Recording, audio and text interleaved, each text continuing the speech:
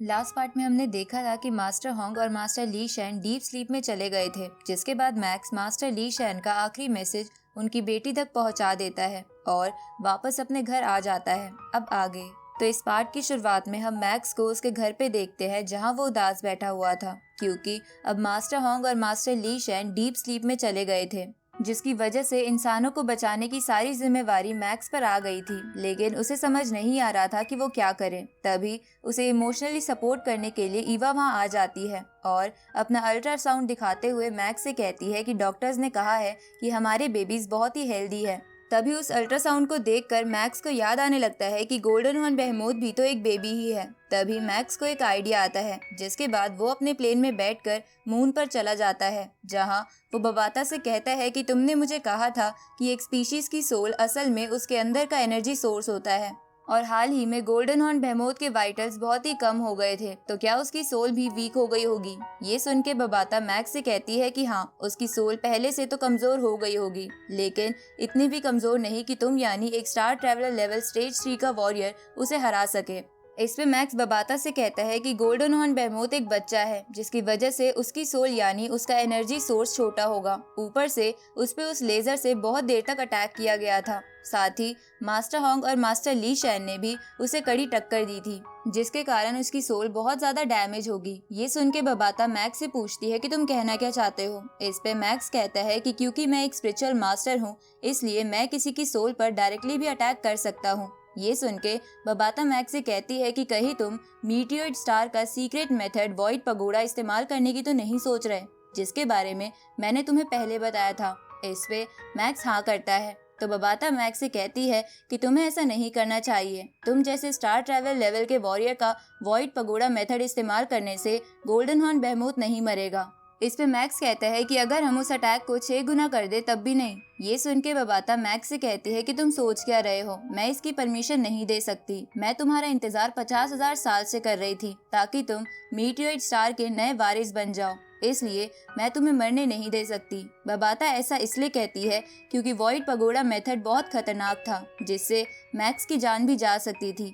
अब बबाता के मना करने पर मैक्स उससे कहता है कि तुम्हें क्या लगता है मैं मरना चाहता हूँ? मैं तो जिंदा रहकर अपने बच्चों को इस दुनिया में आते हुए देखना चाहता हूँ। मैं उनके मुंह से डैड सुनना चाहता हूँ, लेकिन मैं ये नहीं चाहता कि जब मेरे बच्चे जन्म ले तो वो किसी स्पेसशिप में हो, जहाँ उनके ऊपर कोई सूरज की रोशनी ना पड़े, उनके पास कोई भी दोस्त ना हो। अगर मैंने आज कुछ नहीं किया तो मैं उनके पास स्टोरी सुनाने के लिए तो होऊंगा, लेकिन जो स्टोरीज मैं सुनाऊंगा वो तो खत्म हो चुकी होंगी। इसलिए मैं चाहता हूँ कि वो लोग शांति से रहे और वॉइड पगोड़ा मेथड और 6 टाइम फॉर्मेशन ही उस गोल्डन हॉर्न बेहेमोथ को मारने का आखिरी चांस है, जिसके पास 10 से 20% ही ताकत बची है।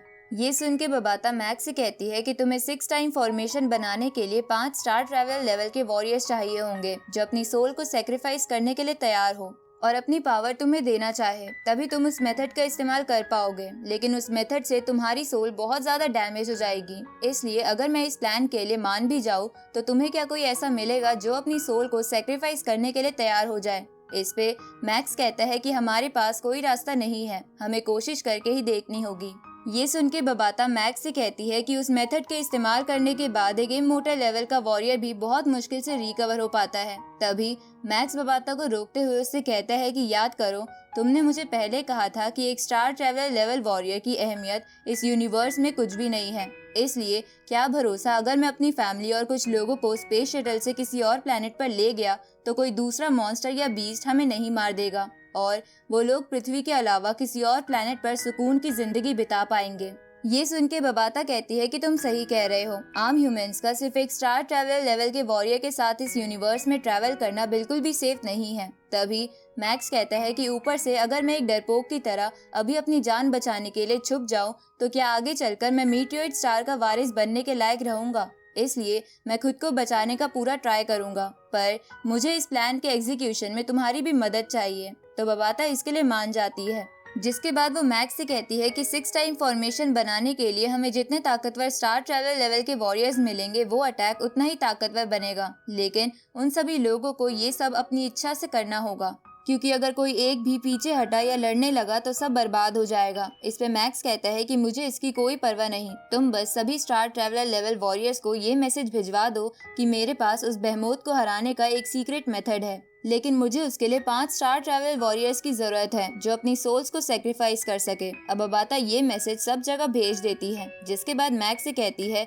कि तुम्हें क्या लगता है कितने लोग अपनी सोल को सेक्रीफाइस करने के लिए मानेंगे, क्योंकि वो सब स्टार ट्रैवल वॉरियर्स हैं जिनके गोल्डन हॉर्न बेहमोत से सरवाइव करने के हाईएस्ट चांस है। इधर हम पृथ्वी पर सभी वॉरियर्स को मॉन्स्टर से लड़ता देखते हैं।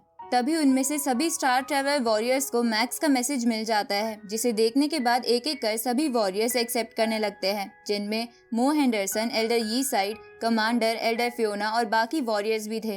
इधर बबाता बहुत देर से उन सबके रिप्लाई का वेट कर रही थी।